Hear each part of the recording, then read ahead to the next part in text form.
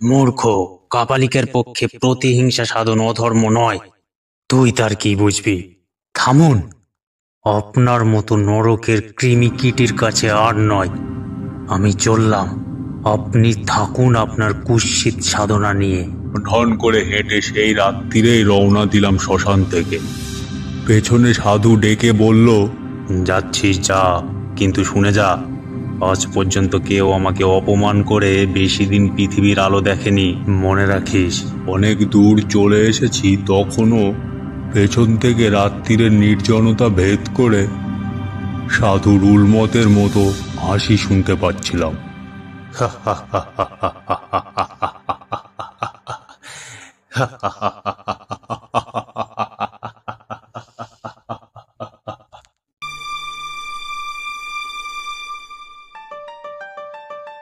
আপনারা শুনছেন audio suspense story. Audio suspense স্টোরিতে আজ আপনার জন্য তারাদাস বন্দ্যোপাধ্যায়ের লেখা তারানাথ তান্ত্রিকের গল্প বেতাল। তারাদাস বন্দ্যোপাধ্যায় বিভূতিভূষণ বন্দ্যোপাধ্যায়ের একমাত্র পুত্র। ব্যারাকপুরে জন্মগ্রহণ করেন 1947 সালের 15ই অক্টোবর। উনি আমাদের ছেড়ে চলে গেছেন 2010 সালের 18ই জুলাই। তার লেখা কাজল এবং কাজলের পরের পর্ব তৃতীয় পুরুষ। অডিও সাসপেন্স স্টোরিতে আজ আপনার জন্য তারাদাস বন্দ্যোপাধ্যায়ের লেখা তারানাথ তান্ত্রিকের গল্প বেতাল। গল্পটি যদি আপনাদের ভালো লেগে থাকে তাহলে একটি লাইক করে চ্যানেলটিকে সাবস্ক্রাইব করে আমাদের পাশে থাকুন। তাহলে শুরু করা যাক।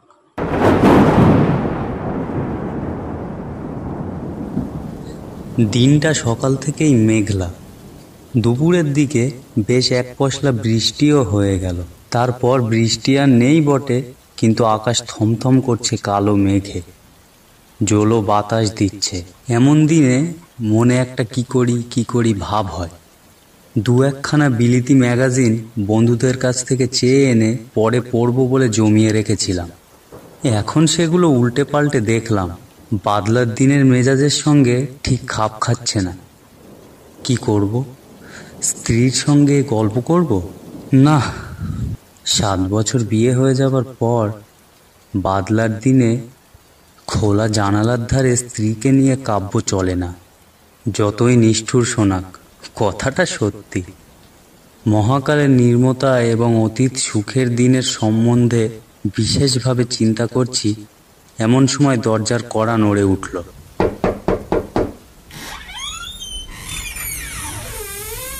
উঠে গিয়ে দরজা খুলে দেখি কিশোরী সেন। ভেতরে ঢুকে কাদামাখা রবারের পাংশু ছাড়তে ছাড়তে সে হেসে বলল, এই বর্ষার দিনে বাড়ি বসে করছো কি? যে অস্ত্র নেই তার তৃণ সংগ্রহ করছিলাম ভাই। খুব ভালো হয়েছে তুমি এসেছো, একেবারে মিয়নো দিন, তাই না?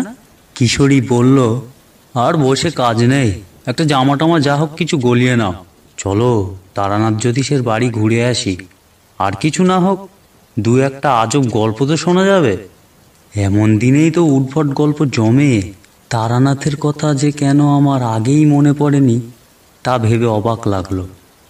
বললুম, বসো, ধুতিটা বদলে নিই। পথে বেরিয়ে বললুম, ট্রামে উঠে কাজ নেই, মাসের শেষ, সেই 8 পয়সা দিয়ে বরং সিগারেট কেনা যাবে। হেঁটে মেরে দিই চলো, এইটুকু তো পথ। কিশোরীরও মাসের শেষ। 8 পয়সা দিয়ে পাসিংশ কিনে হাঁটতে হাঁটতে দুজনে মঠ লেনে তারানাথের বাড়ি গিয়ে হাজির হলুম। দরজা খুলে দিল তারানাথের মেয়ে চারি। আমাকে দেখে বলল, কাকাবাবু, আজ আমার লেসের ডিজাইন ভোলেননি তো? আপনি রোজ ভুলে যান। আজ ভুলিনি, আগে থেকেই পকেটে রেখে দিয়েছিলাম। বের করে হাতে দিতে চারি হাসি মুখে বাড়ির ভেতরে চলে গেল। খবর পেয়ে তারানাথ খুব খুশি হয়ে বেরিয়ে এলো। বহুদিনের মধ্যে তারও এমন একনিষ্ঠ শ্রোতা ও ভক্ত জোটেনি। গল্পের লোক শ্রোতার মর্ম বোঝে। তক্তপোষে বসতে বসতে তারানাথ বলল, তারপর হঠাৎ যে? বললুম, ভালো লাগছিল না বাড়ি বসে, তাই আড্ডা দিতে চলে এলুম। দু একখানা গল্প হবে নাকি তারানাথ? তারানাথ স্পষ্টতেই খুশি হলো। তারপর বলল, বসো বসো, জমিয়ে বসো আগে। আর কি খাবে বলো? এই চারি, চারি, এদিকে সন্ধি কি একবার। চারি এসে দাঁড়াতে তারানাথ বলল, যা দেখি চট করে তেল, নুন, কাঁচা লঙ্কা দিয়ে মুড়ি মেখে নিয়ে আয়, পরে চা দিবি। তারপর আমাদের দিকে ফিরে বলল, কি গল্প বলবো? তোমরা তো এসব বিশ্বাস করো না। কিশোরী বলল, আপনি বলেই বসলেন বিশ্বাস করি না। বিশ্বাস যদি নাই করব তাহলে এতখানি পথ ঠেঙিয়ে হেঁটে এলুম কেন? সে গল্প শোনার লোভে। নাস্তিক আর অবিশ্বাসীরাই অলৌকিক গল্পের ভালো শ্রোতা হয়। আমি বললুম, আপনার কাছে এতদিন আসছি, আপনি কিন্তু আমাদেরকে অলৌকিক কিছু দেখালেন না। তারানাথ উজ্জ্বল চোখে আমার দিকে তাকিয়ে বললে, মানে শূন্যে হাত নেড়ে সন্দেশ রসগোল্লা আনা, জলকে মন্ত্র করে শরবত করে দেওয়া। তোমাকে তো একদিন বলেছি ওসব কিছু নিম্ন শ্রেণীর শক্তি। ভেলকি ও কড়ায় গুরুর বারণ ছিল, তবে করিনি কি? করেছি। কম বয়সে ভক্তদের অবাক করার জন্য পয়সা রোজগারের ফিকিরে করেছি কিছু কিছু। বাকি শক্তিও তাতেই গেল। ওতে কিছু নেই বাপু। আসল তান্ত্রিক কখনো ভেলকি দেখায় না। কিশোরী বলল, আচ্ছা, সাধুরা যে চোখ বুজে ত্রিভুবন ত্রিকাল সামনে দেখতে পান, এখানে বসে বিলেতে কি হচ্ছে সব বলে দিতে পারে, এসব কি বিশ্বাসযোগ্য? তারানাথ জোর দিয়ে বললেন, নিশ্চয়। সদ্গুরু পেলে ও প্রকৃতির সাধনা করতে পারলে তুমিও পারবে। যেমন? যেমন ধরো, সদ্য কোনো মৃত চণ্ডালের সব থেকে মুন্ডু কেটে এনে অমাবস্যা বা সংক্রান্তি তিথিতে শ্মশানে গর্ত করে তাতে সেই মুন্ডু নিক্ষেপ করতে হবে।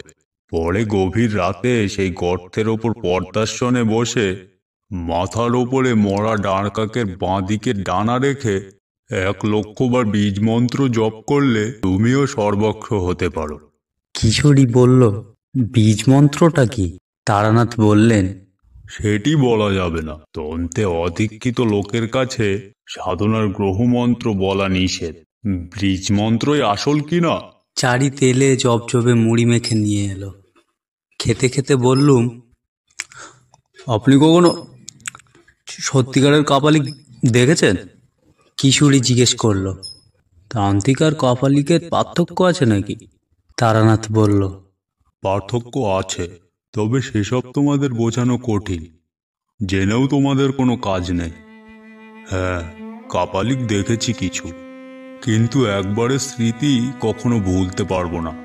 তারানাথ যেন অন্যমনস্ক হয়ে চুপ করে গেল। বললুম, বলুন না সে গল্প, শুনতে বেশ লাগবে।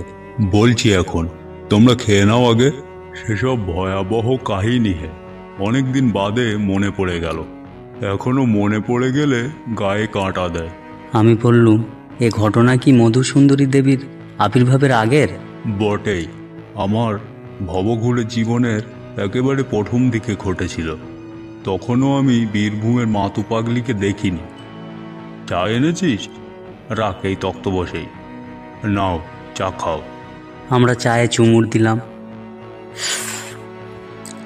তারানাথ গল্প শুরু করলো। আমার বয়স তখন 22-23। বাড়িতে আর ভাল লাগে না। আমাদের গ্রামের ধারে বাঁধানো বটতলায় একবার এক বিচিত্র দর্শন সাধু এসে 7-8 দিন বাস করেছিল। সামনে ধুনি জ্বালিয়ে চুপ করে বসে থাকে। মাথায় চূড়ার মতো উঁচু জটার ভার, চোখ দুটো বেশ শাস্ত্র। গ্রামের অনেকেই তার কাছে গিয়ে দুধ, ফুলমূল এসব দিয়ে আসতো। বউয়েরা ঝিয়েরা বায়না করত মাদুলি তাবিজের জন্য। সাধু কিন্তু কখনো বরং দেখায়নি। অলৌকিক শক্তি দেখিয়ে ভক্ত জোগাড়ের চেষ্টাও করেনি। কেউ বেশি বিরক্ত করলে বলতো, আমি কিছু জানি নে, আমার কোনো ক্ষমতা নেই। ভগবানকে ডাক, ভগবান সব ঠিক করে দেবে। বেশি ধরাধরি করলে বলতো, আচ্ছা যা, আমি তোর হয়ে ভগবানের কাছে প্রার্থনা করব। এই সততার জন্য এবং কারো কাছে পয়সা না নেওয়ার সাধু ওপর আমার কেমন একটা আকর্ষণ জন্মালো। গেলাম একদিন সাধুর বটতলায়। একদিকে বসে আছি, নানা রকম লোক এসে নানান বায়না করছে সাধুর কাছে। সাধু সবাইকেই হেসে বিদায় করছে। এসব মিটতে মিটতে বিকেল গড়িয়ে সন্ধে নেমে এলো। এবার আমি আর সাধুই কেবল রয়েছি বটতলায়। পাশ থেকে একখানা চেলাকাঠ তুলে ধুলিতে গুজে দিয়ে আমার দিকে তাকিয়ে সাধু বলল, আয়, এগিয়ে এসে বস। আমি সাধুর কাছে এগিয়ে গিয়ে ধুনির একপাশে গিয়ে বসলাম। ধুনির আলোয় সাধু কিছুক্ষণ আমার দিকে তাকিয়ে থাকলো। তারপর একটা নিঃশ্বাস ফেলে বলল, সন্ন্যাসী হবার ইচ্ছে আছে না? আমি কিছু না বলে চুপ করে রইলাম। আমি বললাম, আপনি তো কাউকে কিছু বলেন না, আমাকে এত কথা বলছেন কেন? সাধু একটু চুপ করে বসে থেকে বলল, ওর কপালে তন্ত্র সাধনার চিহ্ন আছে, কিন্তু অস্পষ্ট। তার অর্থ কিছু দূর গিয়ে ফিরে আসতে হবে। এই চিহ্ন না দেখতে পেলে তোকে এসব কথা বলতাম না। তোর অধিকার আছে জানার। আমি উৎসুক হয়ে উঠলাম। বললাম, আর কি দেখতে পাচ্ছেন সাধুজি? আর যা দেখতে পাচ্ছি তা খুব ভালো নয়। কিরকম? বছর খানেকের ভেতরে তোর খুব বড় বিপদ আসছে।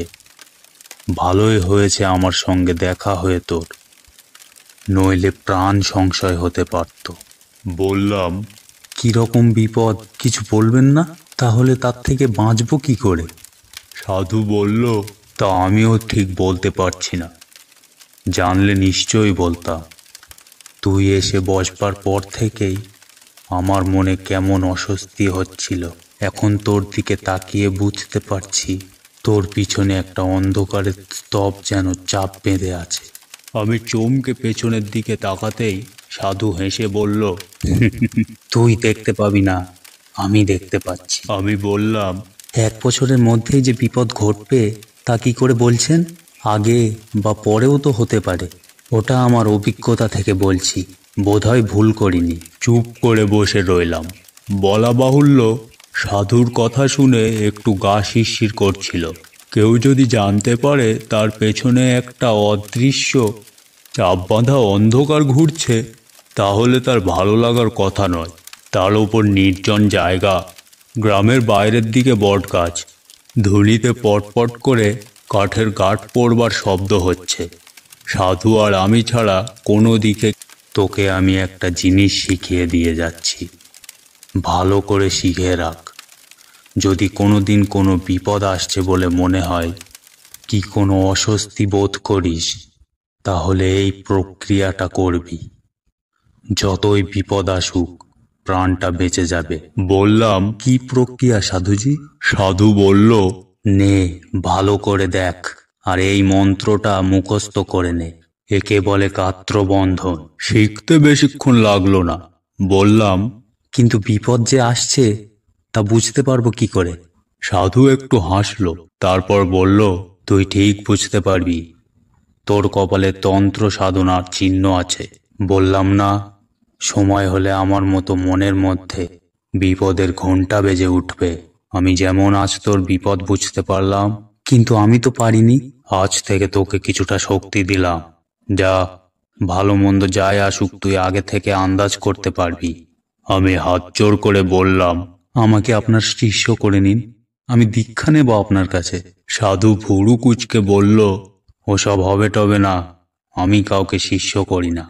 আবদার করিস না, যা কেটে পড়। আবার কবে আপনার দেখা পাবো? এমনিতে পাবি না, তবে যদি সত্যিই কখনো তোর প্রাণ সংশয় ঘটে তাহলে তোকে সাবধান করে দেব। তারপরই একটা আধপোড়া কাঠ তুলে নিয়ে ধুনি খুঁচিয়ে দিতে দিতে বলল, যা যা, ভাগ, পালা। বাড়ি ফিরে এলাম। পরদিনই সেই সাধু আস্তানা ভেঙে কোথায় চলে গেল কে জানে। পরদিন বিকেলে বটতলায় গিয়ে দেখি শুধু নিভে যাওয়া ধুনির ছাই আর কতগুলো আধপোড়া কাঠের টুকরো পড়ে আছে। মাসখানেক কাটল, কিছুতেই কিছু যেন আর ভালো লাগে না। কেবলই বাড়ি থেকে বের হয়ে পড়তে ইচ্ছে করে। পথ যেন দারুণ আকর্ষণে টানছে। কেবল যে ধর্মের স্ত্রীও তা নয়, একটা ভবঘুরমি পেয়ে বসল। আরো কিছুদিন এভাবে কাটবার পর একদিন সত্যিই কয়েকটা জামা কাপড় আর 10 টাকা নিয়ে বেরিয়ে পড়লাম। বাড়ির লোক খোঁজাখুঁজি করবে এবং সন্ধান পেলেই ধরে নিয়ে যাবে বাড়িতে। এজন্যে প্রায় সারাদিনই হাঁটতাম, যতটা দূরে গিয়ে পড়া যায়। রাত্রিরে আশ্রয় নিতাম কোনো গৃহস্থের বাড়িতে। তখনকার লোকজন ছিল ভালো, অভাব ছিল না। গোলা ভর্তি ধান, পুকুর ভর্তি মাছ, নিজের গরুর দুধ। অতিথিকে যত্ন করতে সে যুগের লোক ত্রুটি করত না। অবক্রম গৃহস্বামী হলে গোয়াল ঘরের এক পাশ পরিষ্কার করে রান্নার আয়োজন করে দিত। সেখানে বসে রাঁধতাম। তারা আবার অপেক্ষা করত ব্রাহ্মণের প্রসাদ পাওয়ার। কিশোরী প্রশ্ন করল, জিনিসপত্রর দাম তখন কিরকম ছিল? তারানাথ বলল, গাঁয়ের দিকে বেশিরভাগ জিনিসই কিনে খেতে হতো না, সবই তো গ্রামেই উৎপন্ন হতো। মনে আছে একবার আমি আর আমার বন্ধু হরমোহন মাংস খাওয়ার শখ হওয়ায় পাশের গ্রাম থেকে 10 আনা দিয়ে একটা খাসি কিনে এনে দুজনে রান্না করে খেয়েছিলাম। তাও হরমোহন বারবার বলেছিল আমরা ঠকেছি, আর একটু দরাদরি করলে 8 আনার ভেতরেই হয়ে যেত। আমি অবাক হয়ে বললাম, 10 আনায় একটা আস্ত খাসি? বটেই, সেসব সস্তা গোজের বাজার কল্পনাই করতে পারবে না। দুজনে মিলে গোটা খাসি খেয়ে ফেললেন? তা পারবো না কেন? গাঁয়ের ছেলে, আমাদের খিদেও ছিল, আর অম্বলের ব্যামোতেও ভুগতাম না। আমার খাওয়ার কথা আর কি শুনেছ? আমার বাবার খাইয়ে হিসেবে 10 গ্রামের মধ্যে নাম ডাক ছিল। সে গল্প একদিন বলবো তোমাদের, পরে একদিন। কিশোরী বলল, হ্যাঁ, যে গল্প হচ্ছিল সেটাই হোক। তারানাথ বলতে শুরু করলো, এভাবে কিছুদিন ঘুরে বেড়িয়ে বিরক্ত ধরে গেল। রোজ রোজ অকারণে পথাটা, লোকের বাড়িতে আশ্রয় নেওয়া, তাদের দাক্ষিণে ভালো ভালো খাওয়া। শুধু কি খাওয়ার জন্যই বাড়ি থেকে বেরিয়ে এসেছি? বাড়িতে কি আমার ভাতের অভাব ছিল? কিন্তু যা চাই তা পাই কই? যাই হোক, পথ হেঁটে ক্লান্ত হয়ে একদিন সন্ধ্যাবেলা এক গ্রামে এসে পৌঁছলাম। গ্রামটায় ঘন বসতি নেই, একটু ছাড়া ছাড়া বাড়ি ঘর, আম জাম বাগানে ভরা। একটা বড় আম বাগানের পাশে কাদের বেশ বড় সুন্দর বাড়ি দেখে সেখানে আশ্রয় নেব ভাবলাম। সুন্দর বলতে পাকা বাড়ি নয়, পোড়ো চালের বড় বড় 8-10 খানা ঘর, মাঝখানে বিরাট উঠোনে ধানের গোলা, এক পাশে গোয়ালে কখানা গরু সাজালের ধোয়ার মধ্যে বসে বসে জাবর কাটছে। আমি উঠোনে পা দেওয়ার সঙ্গে সঙ্গেই বাড়ির মধ্যে শাঁকে ফু পড়ল। সব মিলিয়ে সম্পূর্ণ গৃহস্থের লক্ষণ ফুটে বেরোচ্ছে। উঠোনে দাঁড়িয়ে এদিক ওদিক তাকাচ্ছি, একজন কালো মতো মধ্যবয়স্ক লোক এগিয়ে এসে বলল, কি চাই? বললাম, আগে আমি বিদেশি লোক, রাত্রিটা একটু থাকবার সুবিধে হবে কি? আপনি ব্রাহ্মণ? আরে আসুন আসুন আসুন। লোকটা ব্যস্ত হয়ে আসুন আসুন করে আমাকে দাওয়ায় নিয়ে বসালো, পা ধোয়ার জল দিল। তার নাম মাধব ঘোষ, সেই বাড়ির মালিক। চাষবাস আছে প্রায় 50 বিঘের। মাধব লোক বেশ ভালো। আমাকে রান্নার ব্যবস্থা করে দিয়ে সে ঠাঁই বসে রইল সামনে, বসে গল্প করে আর বাদে বাদে হুকোটিকে এগিয়ে দিয়ে বলে, সাধুন ব্রাহ্মণের প্রসাদ পাবো। কথায় কথায় আমি বললাম, আমাদের বাংলাদেশের আতথিয়া বড় সুন্দর। ওই যে তুমি আমাকে অত যত্ন করছো, এতে তোমার কি লাভ? জিভ কেটে মাধব বলল, আগে ও কথা বলবেন না। ব্রাহ্মণ দেবতার হাঁড়িতে 2টি চাল দিতে পারছি, সে তো আমার সৌভাগ্য। তবে কথা কি জানেন, সব অতিথি আবার সমান হয় না। এই তো দিন 7 আগে আমাদের বাড়িতে সে এক কাণ্ড। ধোয়া সুগন্ধি আতপ চাল হাঁড়িতে ছেড়ে দিয়ে তার দিকে ফিরে বললাম, কেন, কি হয়েছিল? চুরি টুরি নাকি? তাহলে তো বরং ছিল ভালো। শুনুন না কাণ্ড। এই ঠিক গেল সোমবার বিকেলের দিকে এক লাল কাপড় পরা সন্ন্যাসী এসে বলে, তোমার এখানে থাকবো। আমার সাদা মনে কাদা নেই, বললুম থাকুন। গোয়াল ঘরে রান্নার ব্যবস্থা করে দিলুম। দিব্যি চেহারা তার, ফর্সা রং, এই মোটা পৈতের গোছা, দেখে কিছু বোঝবার উপায় নেই। নিঃশ্বাসিত কলকাঠি উপুর করে তামাকের গুঁড়ো ঝেড়ে কলকাঠি একপাশে রেখে মাধব বলল, সে রাত্রির কিছু হলো না। পরদিন সকালে সন্ন্যাসী যাওয়ার সময় আমাকে বলল, কাল যে মেয়েটি রান্নার জিনিসপত্র এগিয়ে দিচ্ছিল সে তোমার কে হয়? আমি বললাম, আমার মেয়ে। কেন বলুন তো? তারপর কি বলবো আপনাকে, সন্ন্যাসী যা বলল তা শুনে তো নিমেষে আমার মাথায় রক্ত উঠে গিয়েছে। বলে কি, তোমার ওই মেয়েটি আমাকে দাও, আমি ভৈরবী করব। ওর শরীরে ভৈরবীর চিহ্ন রয়েছে। আমি অবাক হয়ে বললাম, তারপর? মাধব ঘোষ বলল, তারপর আর কি, আমার চেঁচামেচিতে পাড়ার লোক জড়ো হয়ে গেল। বললুম, যাও ঠাকুর, ব্রাহ্মণ বলে শুধু পার পেয়ে গেলে, নইলে মাধব ঘোষের মেয়ের দিকে নজর দিয়ে এই গ্রাম থেকে আর বেরোতে হতো না। সন্ন্যাসী আমার দিকে কটমট করে তাকিয়ে যাওয়ার সময় বলে গেল, কাজটা ভালো করলি না, তোর মেয়ে উদ্ধার হয়ে যেত, প্রতিফল হাতে হাতে পাবি। আমি অবাক হয়ে শুনছিলাম।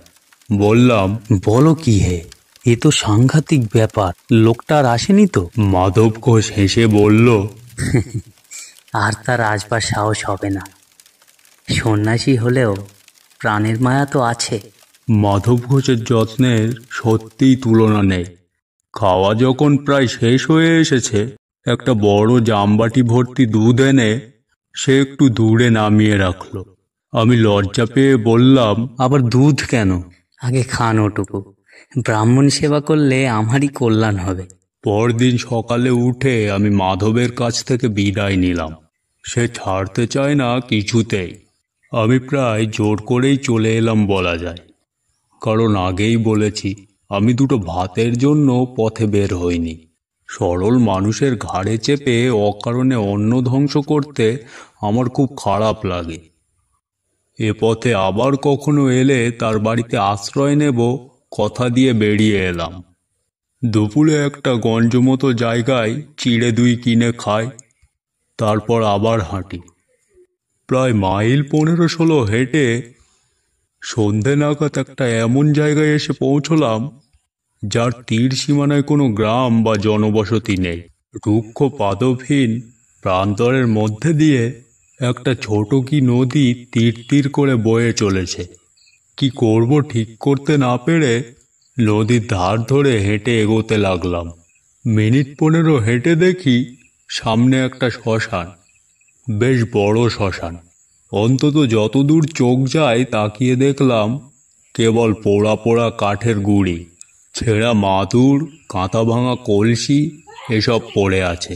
কিশোরী বলল, ওই নির্জন শ্মশানে এই সন্ধ্যাবেলা আপনার ভয় করলো না? না, ভয় করবে কেন? শ্মশান অতি পবিত্র স্থান। সেখানে মানুষের সমস্ত পাপ শেষবারের মতো মুছে যায়। তার উৎপলকে প্রস্থানের পথ সুগম হয়। শ্মশানে ভয় কিসের? যাই হোক, দাঁড়িয়ে চারদিকে দেখছি, হঠাৎ গম্ভীর ভারী গলায় পেছন থেকে কে যেন বলে উঠল, এখানে কি চাই? কি ভয়ানক গলার স্বর! লোহার ড্রামে পাথরকুচি ঢাললে এমন শব্দ হতে পারে। চমকে পেছনে তাকিয়ে দেখি একজন সাধু দাঁড়িয়ে, মাথায় পাকা তেঁতুলের মতো অজস্র জটা, মুখময় অযত্নবর্তিত দাড়ি গোফের জঙ্গল, লম্বায় আমার মাথা ছাড়িয়ে আরো 1 হাত, পরনে রক্তম্বর, পায়ে বাউল দেওয়া পুরো খাটের করম। কি দরকার এখানে? সাধুকে প্রণাম করে বিনীতভাবে জানালাম, আমার বিশেষ কোনো দরকার নেই, পথ হাঁটতে হাঁটতে এসে পৌঁছেছি এইমাত্র। কোথায় যাওয়া হবে? কোথাও না। মানে? আগে ঠিক নেই। সাধু কি বুঝলো জানি না, কিছুক্ষণ আমার মুখের দিকে স্থির হয়ে তাকিয়ে থাকলো। তারপর তার দাড়ির জঙ্গলে খুব সূক্ষ্ম একটা হাসির রেখা ফুটে উঠল। সে বলল, আয় আমার সঙ্গে। সেই ঘনময় অন্ধকারে আমি সাধুর পেছনে চললাম। বেশ খানিকটা হাঁটবার পর দেখি একটা গাব বা ওই জাতীয় কোনো গাছের নিচে সাধু মরার মাদুর, কাঁথা ইত্যাদি টাঙিয়ে বেশ ঝুপড়ি মতো বানিয়েছে। বললাম, এইখানে আপনি থাকেন? কেন, অসুবিধেটা কি?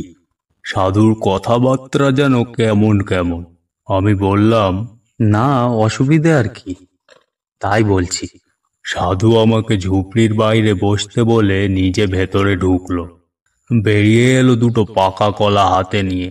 বলল, এই নাও, খাও। নিলাম।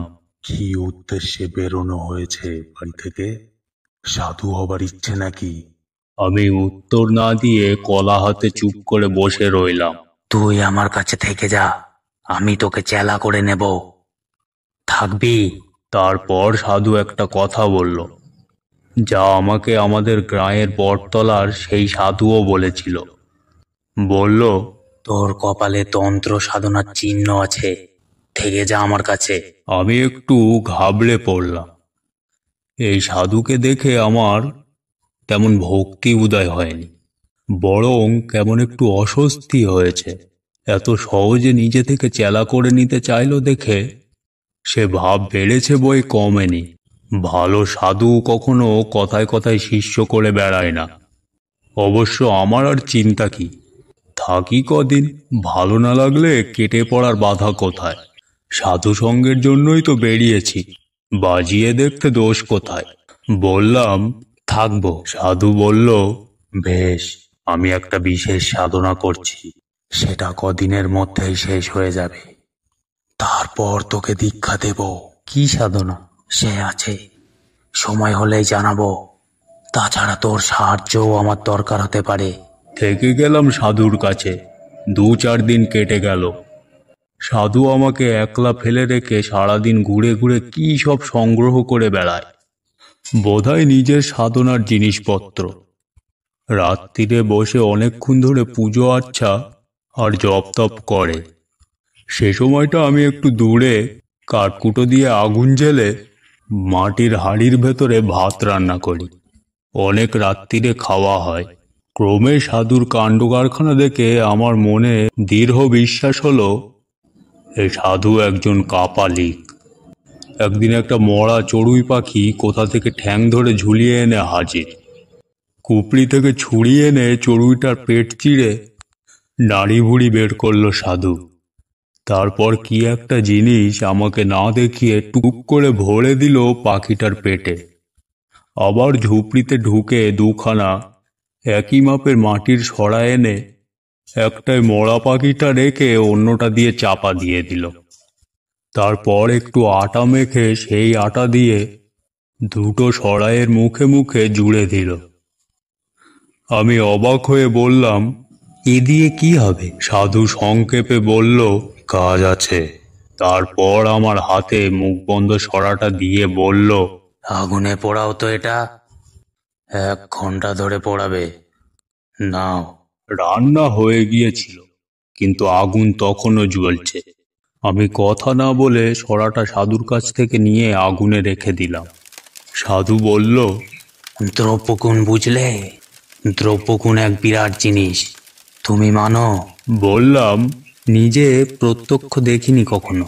গাছপালা থেকে ওষুধ তৈরি হয় দেখেছি, খেলে অসুখ সেরে যায় তাও দেখেছি, কিন্তু সেসব কথা শুনতে পাওয়া যায়, যেমন বশীকরণ স্বচ্ছন্দ, সেসব দেখিনি। সাধু হেসে উঠে বলল,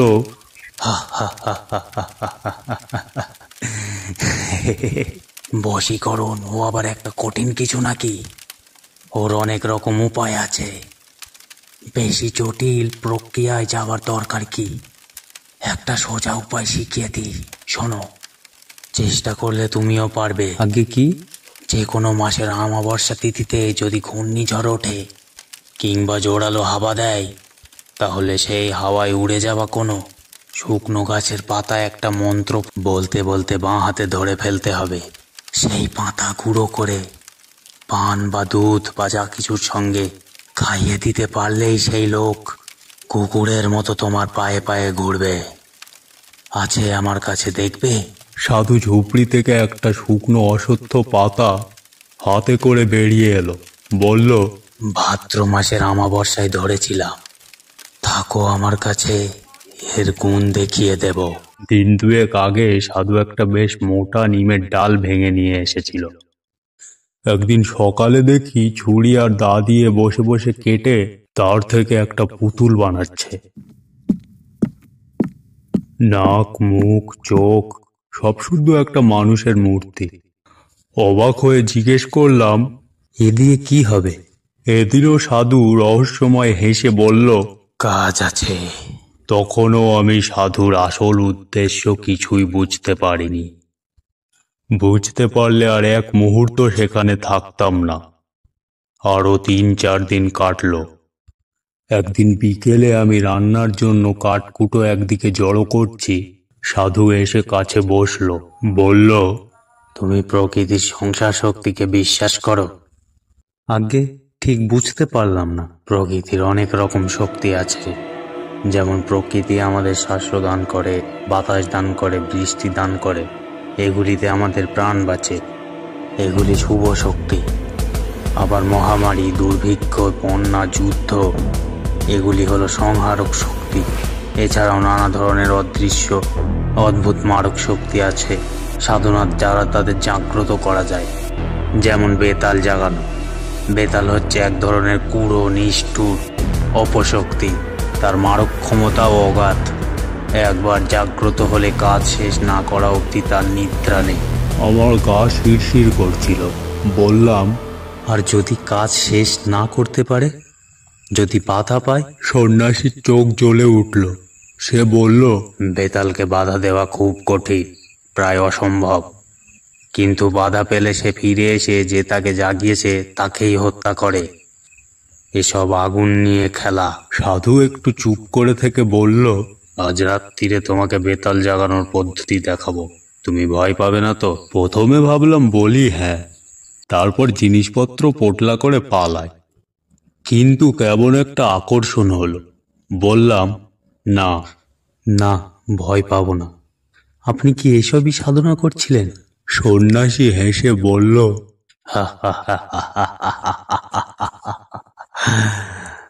তাই সেদিন রাত্রির যখন গভীর, সাধু তার ক্রিয়াকর্ম শুরু করলো। জবা ফুলের মালা, রক্তচন্দন এসব আগে থেকেই জোগাড় করা ছিল। সাধু সেই নিম কাঠের পুতুলটা এনে তাতে বেশ করে তেল সিঁদুর মাখালো। তারপর সেটাকে কোমর অবধি পুঁতল মাটিতে। তারপর চারদিকে বেড়ার মতো করে মাটিতে রেখে দিল একটা জবা ফুলের মালা। পদ্মাসনে বসে বিড়বিড় করে কি মন্ত্র পড়তে পড়তে পুতুলটাই চন্দনের ছিটে দিতে লাগলো। এসব হলে ঝোলা থেকে বের করলো একটা মদের বোতল। সাধুর ঝুপড়িতে একটা মরার খুলি ছিল, আগেই দেখেছি। সেটাতে খানিকটা মদ ঢেলে সাধু আমার দিকে তাকিয়ে বলল, সেই বন্ধ সারাটা কই? আমি সরা এনে দিলাম। সাধু আটাগুলো নখ দিয়ে খুঁটে খুঁটে তুলে সরাটা খুলল।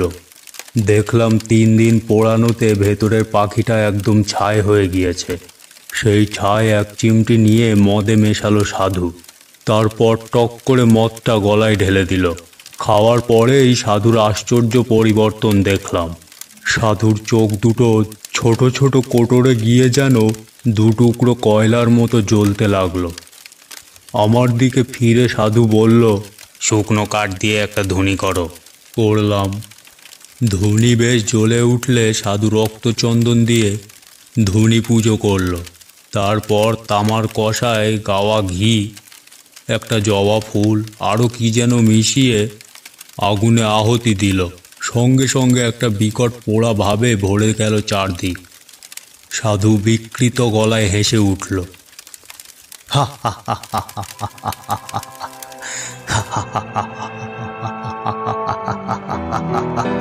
সঙ্গে সঙ্গে একটা বিরাট পোড়া গন্ধে ভরে গেল চারদিক। আর আমার মনে হলো সেই ধোঁয়া আর অন্ধকারের ভেতরে ধুনির মধ্যে থেকে একটা যেন জমাট অন্ধকার দিয়ে তৈরি একটা মূর্তি ওঠে, বাতাসে ভর করে ভেসে কোথাও মিলিয়ে গেল। আমি অবাক হয়ে সেই দিক তাকিয়ে রইলাম। মূর্তিটাকে খুব পরিষ্কারভাবে যে দেখেছিলাম তা বলতে পারি না, তবে যেটুকুই দেখতে পেয়েছিলাম তাতেই বুক ঠান্ডা হয়ে আসে। বিশাল স্থূল রাত্রির অন্ধকার দিয়ে তৈরি যেন একটা অপছায়া। সাধু বলল, দেখলে ওই বেতাল? আমি বললাম, কোথায় গেল ও? সাধু এবার বসে বলল, এদিকে সরে এসো। আমি আসল কথাটা এতদিন তোমাকে বলিনি, আজ বলি। আজ থেকে 15-20 দিন আগে এখান থেকে মাইল 20 দূর এক গ্রামে আমি মাধব ঘোষ বলে একজন লোকের বাড়ি রাত্রিরে আতিথ্য গ্রহণ করি। আমার মাথায় বিদ্যুৎ খেলে গেল। মাধব ঘোষ? তাহলে এই কাপালি কি সেদিন মাধব ঘোষের বাড়িতে হাঙ্গামা করেছিল? বটেই, সাধু বলে চলেছে। সেই মাধব ঘোষের বড় মেয়েটির দেহে প্রকৃত সাধন সঙ্গিনী হবার উপযুক্ত সমস্ত লক্ষণ বর্তমান ছিল। আমার বর্তমানে কোনো ভৈরবী নেই। আমি পরদিন সকালে মাধব ঘোষের কাছে সাধনার জন্য মেয়েটিকে চাইলাম। মাধব দিল তো নয়, উপরন্তু আমাকে অকথ্য অপমান করে বাড়ি থেকে তাড়িয়ে দিল। সেই অপমান আমার বুকে কাঁটার মতো বিঁধে আছে। বেরিয়ে আসার সময় মাধব আমার ঘাড়ে হাত দিয়ে একটা ধাক্কাও মেরেছিল। আমার গায়ে হাত। আচ্ছা মাধব ঘোষ, এইবার দেখাবো তোমাকে। আমি ভয় পেয়ে বললাম, কি করবেন আপনি? করব কি, করেছি। এই যে বেতাল জাগিয়ে পাঠালাম, কোথায় গেল সে? পাঠালাম ওই মাধব ঘোষের বাড়ি। এইবার সে বুঝবে কাকে সে অপমান করেছিল। কি হবে মাধব ঘোষের? আজ তার নিজের ক্ষতি কিছুই হবে না। আজ তার বাড়িতে একটা কিছু করে আসবে বেতাল। এক পক্ষ ধরে আমি বেতাল মন্ত্র জপ করে আজ আহুতি দিয়েছি। কাল অমাবস্যা, কাল পূর্ণহিতি দেবহোম করে ওই যে নিমকাঠের পুতুল দেখছো, ওটা হচ্ছে মাধব ঘোষের প্রতিমূর্তি। ওই পুতুলে কাল প্রাণ প্রতিষ্ঠা করে বেতালকে চিনিয়ে দেব। তারপর বেতাল আবার কাল যাবে মাধবের বাড়ি। তারপর পরশু মাধবের মৃতদেহ পড়ে থাকবে উঠোনে কি আমবাগানের মধ্যে। ভয়ঙ্কর বিভৎস অপমৃত্যু। কেউ কিচ্ছুটি টের পাবে না কোথা থেকে কি হলো। সাধুর মুখখানা এখন আমার কাছে নেকড়ে বাঘের মতো লাগছিল।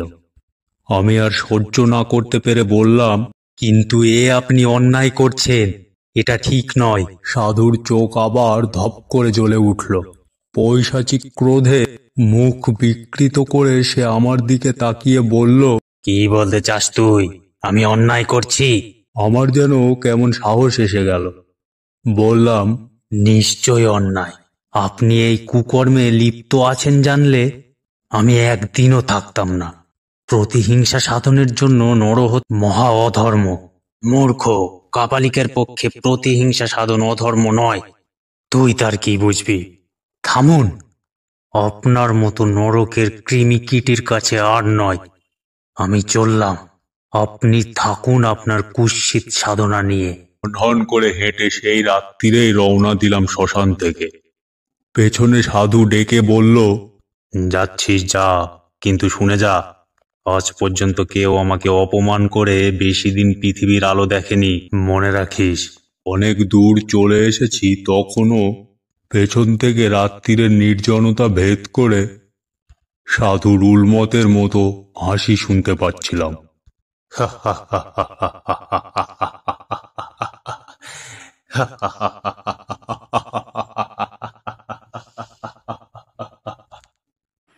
এতক্ষণ শুনছিলেন তারাদাস বন্দ্যোপাধ্যায়ের লেখা তারানাথ তান্ত্রিকের গল্প বেতাল।